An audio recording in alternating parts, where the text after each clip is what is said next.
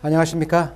앞 시간에 이어서 거주자나 비거주자 등에 대해서 지급 등의 절차를 계속 수업하겠습니다. 여러분 교재의 126페이지, 기본서는 103페이지가 되겠습니다. 지급 등의 지급과 영수죠. 증빙 미제출이 연간 5만 불로 되어 있습니다.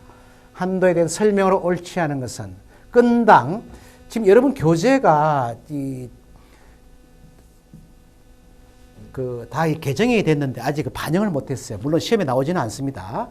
건당 5천 불을 초과한 것을 집계해서 연간 5만 불까지는 증빙 없이 얼마든지 여러분이 지급 등을 할 수 있다, 이런 얘기예요. 그 다음에 그런데 해외 직접 투자나 부동산 취득에 대한 소액 자본 거래는 합산할 수 없습니다. 이게 굉장히 중요한 얘기입니다. 이거는 그 해외 직접 투자는 무조건 신고를 해야 돼요. 금액에 관계없이 내가 10,000불을 해외 직접 투자하겠다 할 수 있잖아요. 10,000불요. 그랬을 때는 해외 직접 투자인데 나 증빙 미제출이 5만 불까지니까 나 신고 없이 하겠습니다. 혼나요. 나중에 이게 알게 되면요, 그 과태료 이런 것들이 굉장히 잘못하면 배보다 배꼽이 더 클 수 있어요. 그래서 해외 부동산 취득 이런 것들은 금액에 관계없이 신고를 하셔야 되는 거예요, 원래. 그래서 여러분 교재도 잘 읽어보시면은 이런 표현들이 있으니까 잘 보시기 바랍니다. 그래서 옳지 않은 것은 합산할 수 없고, 이거 맞는 거고요. 이것도 맞는 거고.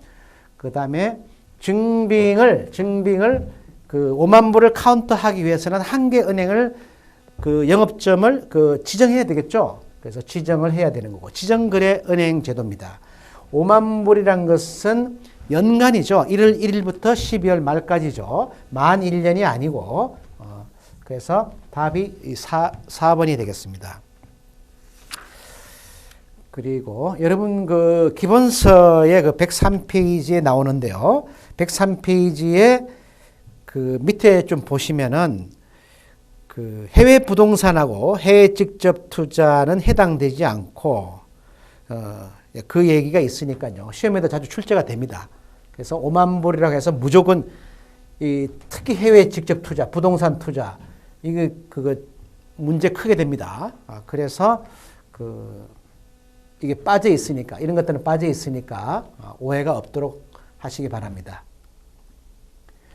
그 다음에 외국인 거주자네요. 외국인 거주자는 국민인 이 거주자하고는 그렇죠, 다르죠. 이분들은 자기가 벌은 범위 내에서 가져가는 거예요. 기본적으로요. 그래서 국내에서 고용된 소득 범위 내에서 지정거래은행을 통해서 해외 송금이 가능하고, 또 환전해가지고 달러로 이렇게 그 주머니에 넣고 출국을 할 수도 있는 겁니다. 그래서 이거는 맞는 말이고요.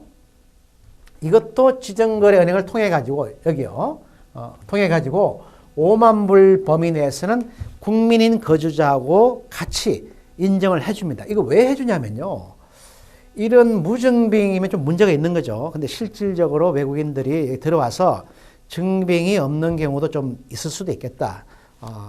특히 이제 아르바이트 해가지고 하는 경우도 있죠.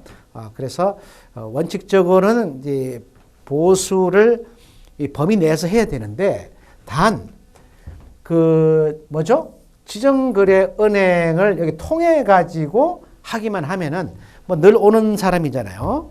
그러면 자초지정을 얘기하면은 5만 불까지는 해준다. 근데 무조건 이렇게 해줄 게 아니라 이게 물어보고, 그래서 우리 그 저자도 써놨죠. 이거를 너무 악용하면 안 된다 그래요. 너무 악용하게 되면은 이런 것들도 뻔히 알 수 있는 건데도 이렇게 위기를 도와주는 경우는 있어서는 안 되겠어요. 어쨌든 법적으로는 할 수 있는 걸로 되어 있습니다. 외국인 거주자에게도요.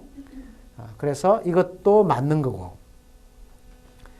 외국인 거주자에게는 해외여행 경비 지급을 할 수 없다 그랬어요.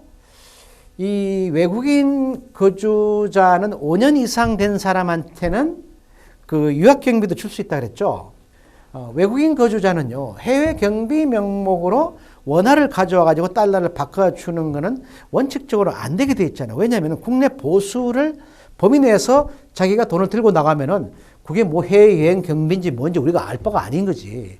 그런데 그 어느 날 갑자기 출처 불명의 돈을 가져와 가지고 나 해외여행 경비 명목으로 환전 좀 해주십시오. 그러면은 한도를 정합니다.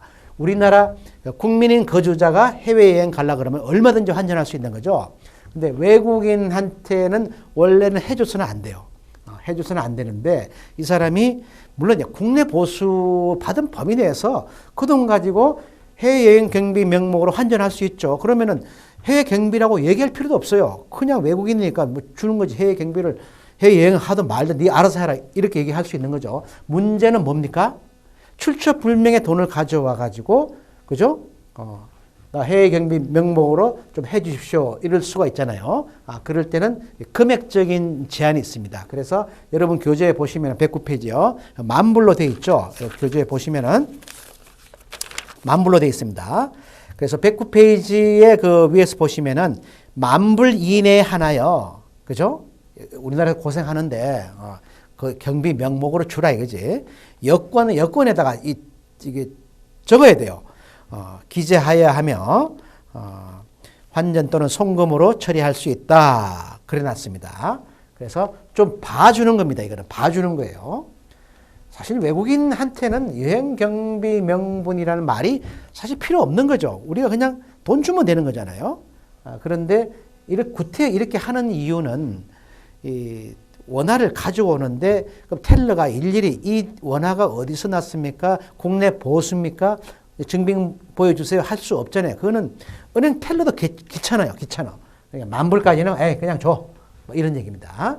그래서 지급할 수 없다는 틀렸고요. 만불까지는 줄 수 있고 여권에다가 이렇게 또 상습적으로 하면 또 안 되잖아요. 이렇게 맨날 해외여행 간다면서 막 만불씩 해나가면은 이게 정체불명의 소득을 가지고 뭐 소득세도 내지 않고 그냥 나가는 이 경우가 있기 때문에 만불까지만 하고 여권에다가 이 상습범을 막기 위해서 적으라는 겁니다. 근데 외국인 거주자가 국내에 있다 보면은 부동산을 취득할 수도 있겠죠. 근데 법을 잘 몰라. 취득 신고를 하지 않고 뭐 부동산 오피스텔 파는 사람 많으니까 저 오피스텔 하나 사세요. 그러면 외국인 거주도 돼요. 그러면 그럼 파는 사람들이 다 뭐라 그래요? 된다 그러지? 안 된다 그래요? 된다 그럴 거예요. 그러면은 취득에 대한 매각 자금은 원래요. 외국인이 뭐 거주자든 비거주자든 이게 취득을 하게 되면요. 신고부터 먼저 해야 돼요. 외국한 은행에 신고하고 그래야 나중에 매각하고 빠져나갈 때 아무 말썽이 없어요. 그런데 취득 신고도 안 하고 집값이 올랐어요. 그러니까 이제 대박 났어. 그걸 팔아가지고 해외로 송금하려 그러면요. 한국은행에 그 대외 지급 수단 매매 신고 필증이 있어야 됩니다. 굉장히 까다롭습니다. 그래서 외국인들이 만약에 부동산을 이렇게 파는 돈을 가지고 뭐 큰 돈일 거 아니에요. 뭐 몇백만 불이 될 수도 있어요.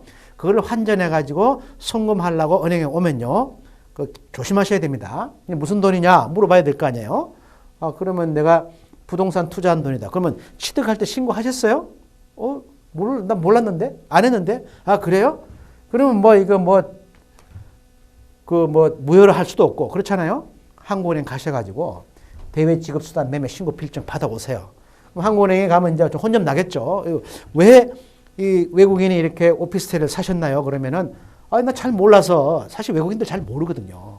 그래서 이 필증을 받아오면은, 현찰로 달러로 주든가 들고 나가게 아니면은 본국으로 송금을 해줄 수가 있습니다. 지급할 수 있어요.